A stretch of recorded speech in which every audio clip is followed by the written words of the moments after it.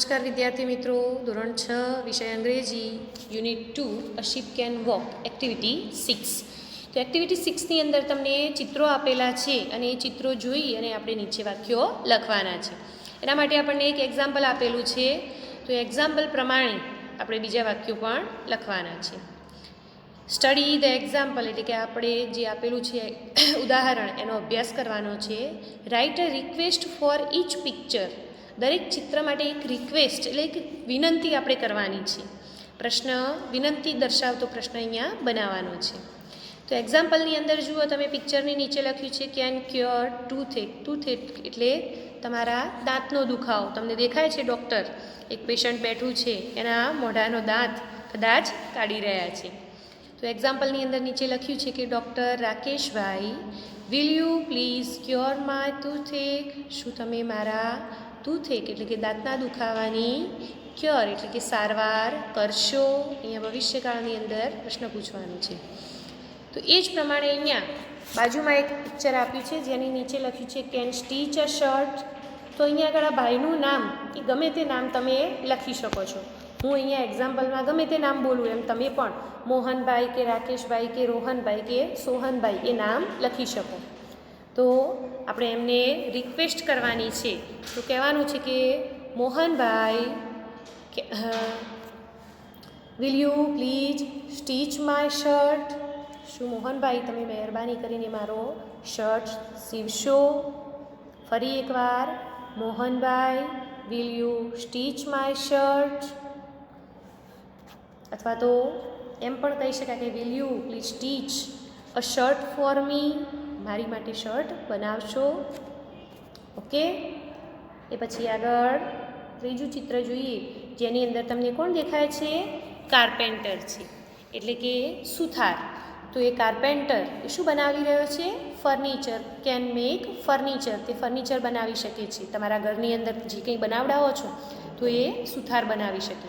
તો એને પણ આપણે રિક્વેસ્ટ કરવાની છે. શું બનાવડાવશો તમારે ત્યાં? કંઈક તો બનાવડાવશો ને. તો એ મોહનભાઈ કે સોહનભાઈ કે રામુભાઈ એમની જોડે કંઈક બનાવડાવવાનું છે. તો આપણે વાક્ય હું બોલું છું એ પ્રમાણે તમારે લખવાનું છે. Ramjibhai will you please make table અથવા તો ચેર ફોર માય હાઉસ.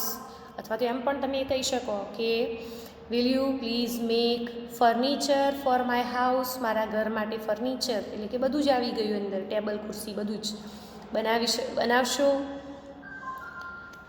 એ પ્રમાણે અહીંયા બાજુમાં પિક્ચર આપ્યું છે જેની અંદર એક ઇલેક્ટ્રિશિયન એટલે કે જે ઇલેક્ટ્રિક વસ્તુઓ રિપેર કરતો હોય એ રીતનો અહીંયા વ્યક્તિ બેઠેલો છે. Electrician can repair electric items. તે ઇલેક્ટ્રિક વસ્તુઓ રિપેર કરી શકે છે, ઇલેક્ટ્રિશિયન. તો એને પણ આપણે વિનંતી કરવાની છે. આપણા ઘરની અંદર કોઈક વસ્તુ ખરાબ થઈ છે કે ટેબલ ફેન યા મિક્સર કે કંઈ બીજું, તો એ રિપેર કરાવવા માટે એને કહેવાનું છે કે Rohanbhai will you please repair my table lamp. અહીંયા ચિત્રમાં આપણને ટેબલ લેમ્પ દેખાય છે, તો will you please repair my table lamp.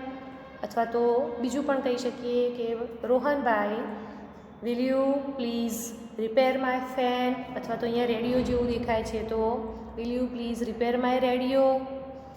તો એ પ્રમાણે અહીંયા તમારે વાક્યો લખવાના છે. એક જ લખવાનું છે, એક જ રિક્વેસ્ટ લખવાની છે. મેં તો તમને એક્ઝામ્પલમાં 2-3 કહી છે, એમાંથી તમે કોઈ પણ એક લખી શકો.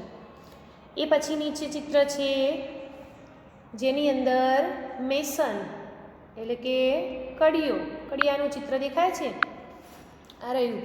તો એની નીચે આપ્યું છે કેન બિલ્ડ વોલ્સ. તે દિવાલ બનાવી શકે છે, તમારું ઘર પણ એ બનાવી શકે. તો હવે અહીંયા એને પણ રિક્વેસ્ટ લખવાની છે કે રામજીભાઈ અથવા તો Shyamjibhai will you please build my house. અથવા તો will you please build a wall for my garden for my house. એ પ્રમાણે છેલ્લું જે પિક્ચર છે જેની અંદર કેન કટ હેર, જે તમારા વાળ કાપી શકે છે. તો કોણ છે? વાળંદ, જેને આપણે ઇંગ્લિશમાં કહીએ છીએ બાર્બર. તો હવે અહીંયા આ વાળંદ જે છે એને પણ તમારે રિક્વેસ્ટ કરવાની છે. તો એને શું રિક્વેસ્ટ કરશો? તમારા વાળ કપાવવા જશો ને, તો અહીંયા આ ભાઈને પણ ગમે તે નામ, કીર્તિભાઈ કે Karanbhai, will you please cut my hair. તો એ પ્રમાણે આ 6 જે પિક્ચર્સ છે એ આ 6 પિક્ચરની અંદર તમારે મેં કહ્યું એ પ્રમાણે વાક્યો લખવાના છે. હવે એ પછી એક્ટિવિટી 7 જે છે એ આપણે જોઈએ. તો એક્ટિવિટી 7ની અંદર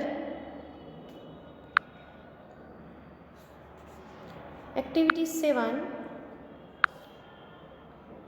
7ની અંદર અહીંયા આગળ આપણને કેટલીક વસ્તુઓના નામ આપેલા છે જે આપણે એના વિશે માહિતી લખવાની છે.